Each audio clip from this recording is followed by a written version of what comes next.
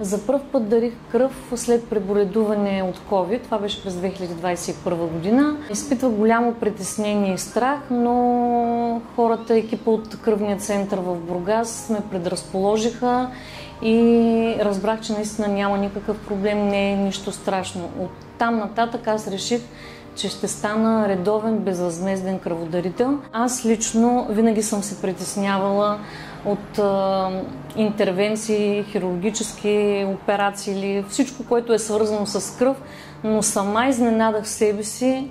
След това се чувствам много добре и физически.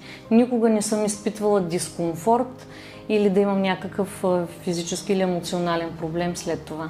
След като реших да стана редовен кръводарител, имах след това 2 или 3 случая, когато от кръвния център ме връщаха поради ниски нива на хемоглобин, но по техен съвет с какво трябва да се храня, успявах да вдигна хемоглобина до нужните нива, така че след около месец успях отново да дам кръв.